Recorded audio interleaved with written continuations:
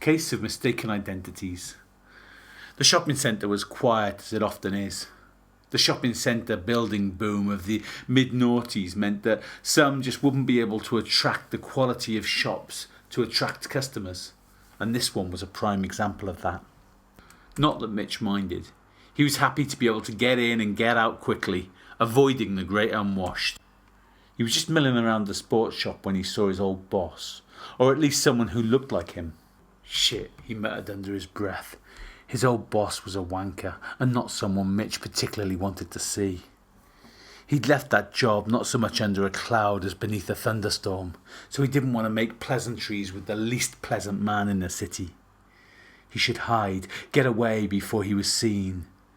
But for some reason his brain had other ideas, wanting to check if it really was Napoleon. He hid behind the inline skates, hoping to get a better look without the old bastard seeing him. But the man he thought was his boss was also interested in the skating equipment, and there was no avoiding him now.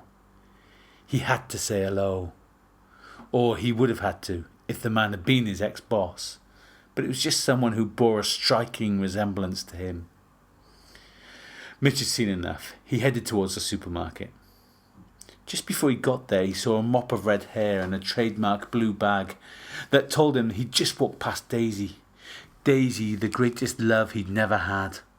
Daisy had broken his heart every day for a year before she'd got pregnant and left the company, leaving Mitch to contemplate what might have been. Not that it ever would have been. He turned back to catch up with Miss Unrequited, but just as he was about to call out her name, he realised it wasn't her. Just someone who looked incredibly similar. Weird, he thought, 2 doppelgangers in 2 minutes. He looked around him and shuddered.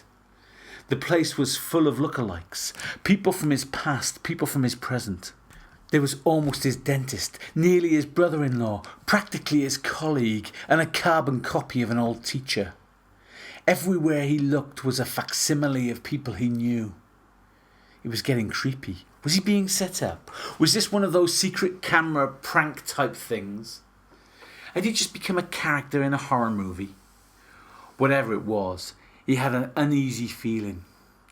He paid for his shopping, handing his money over to a woman who looked uncannily like his mother, before he headed home for a lie down.